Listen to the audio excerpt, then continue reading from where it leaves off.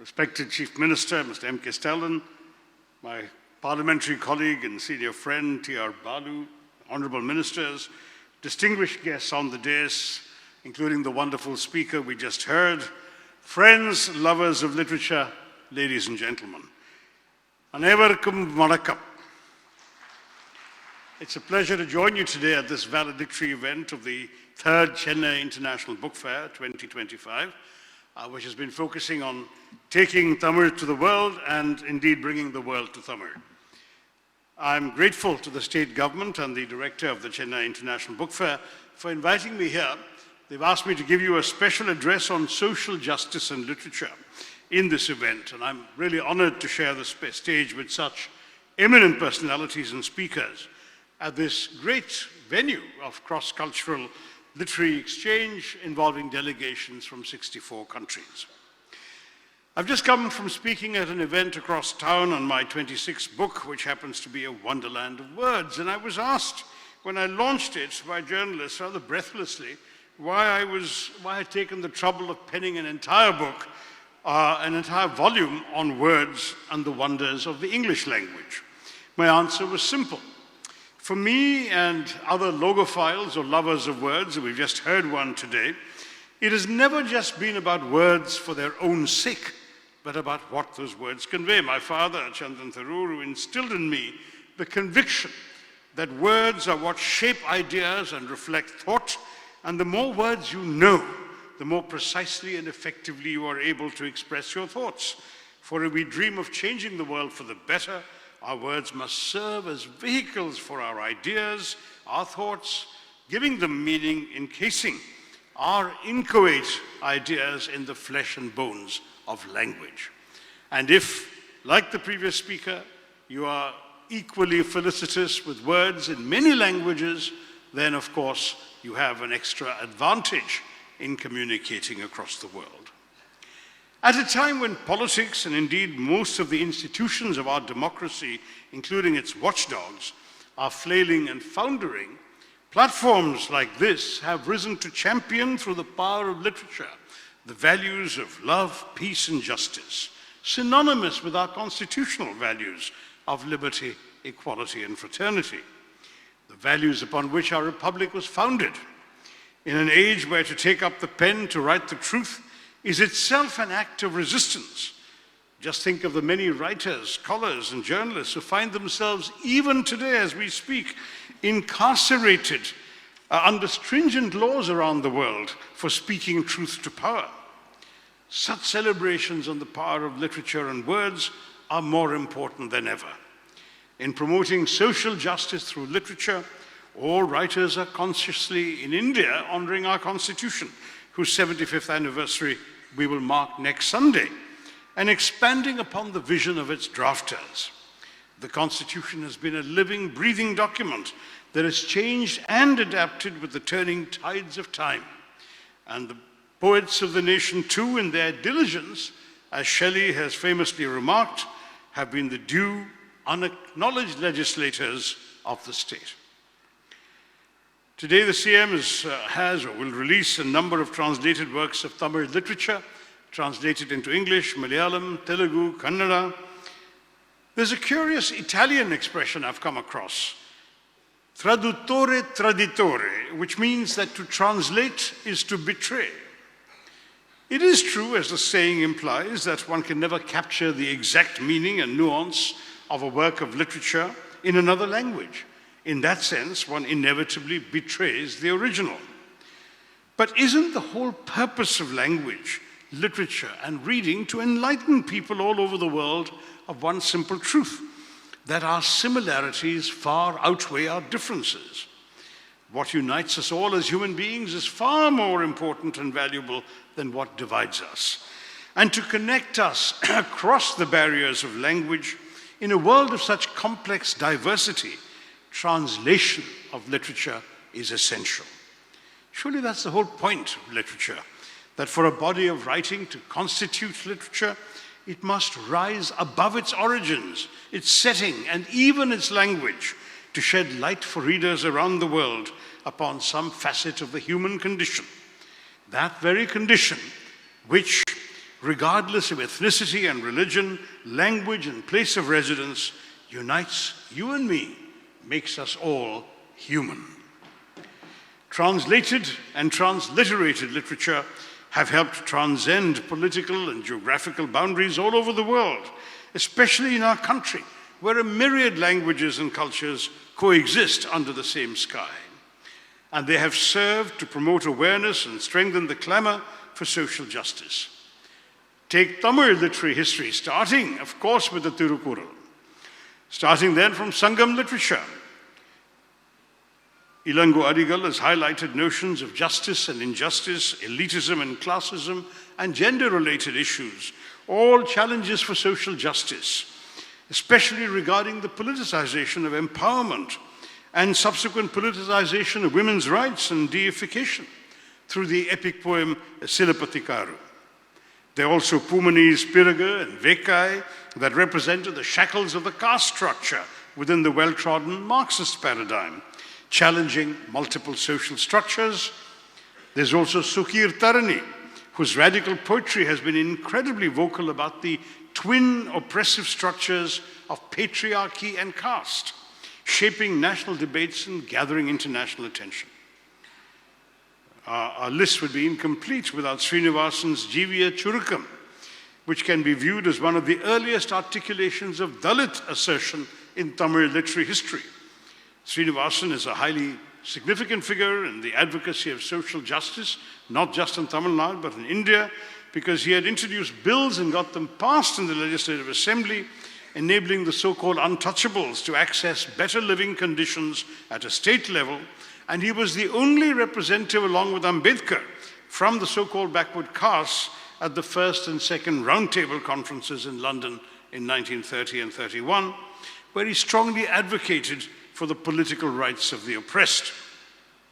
The social change and movements that these writers triggered have not been restricted to the boundaries of Tamil Nadu, but they've crossed boundaries and spread all over the country, and in several cases, internationally as well.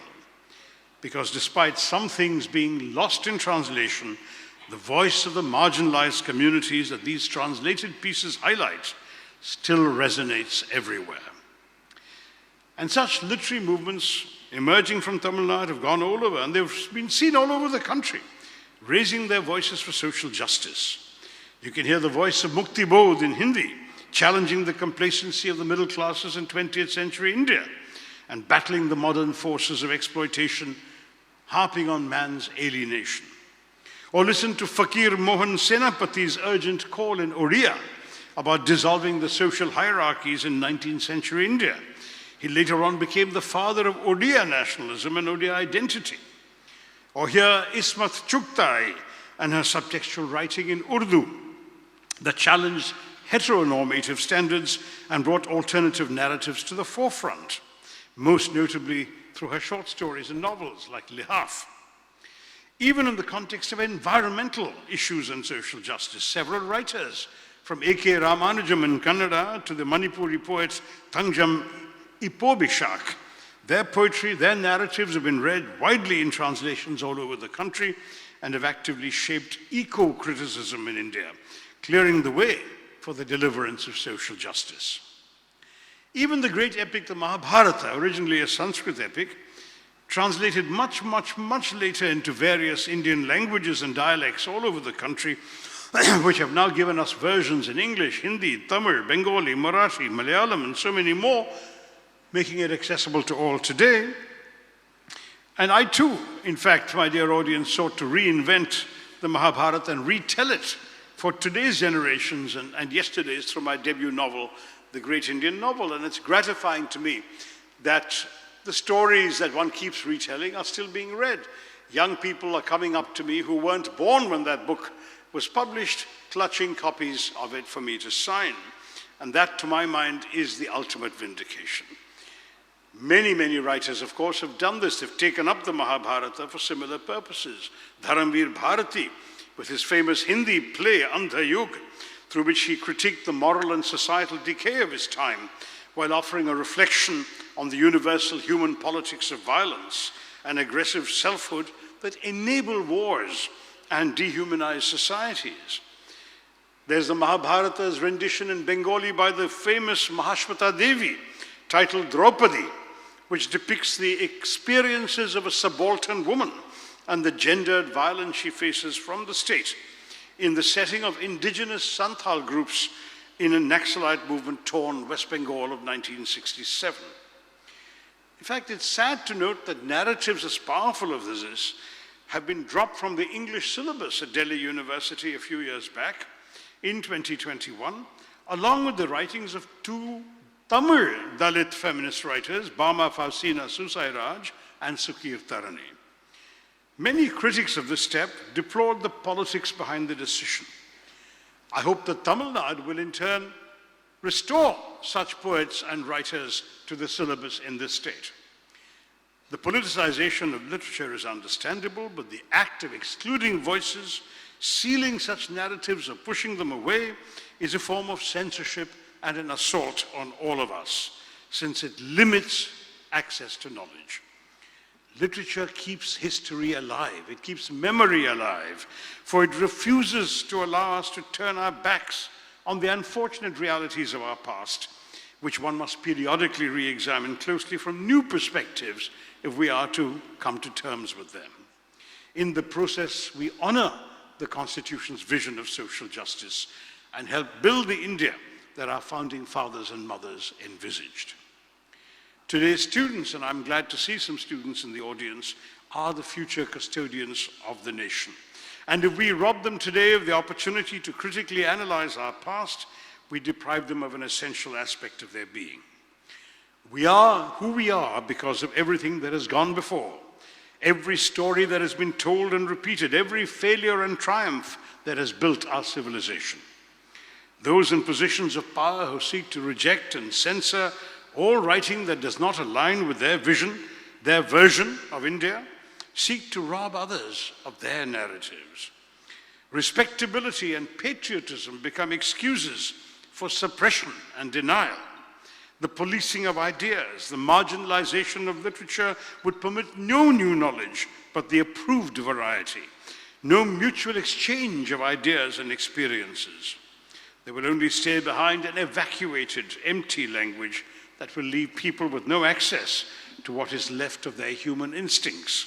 And there will be no voices calling for social change, for they will speak only to those who obey or force obedience. It is said that the pen is mightier than the sword, yet it is true that the sword can cut down the wielder of the pen. Yet what the pen creates always endures longer than what the sword destroys.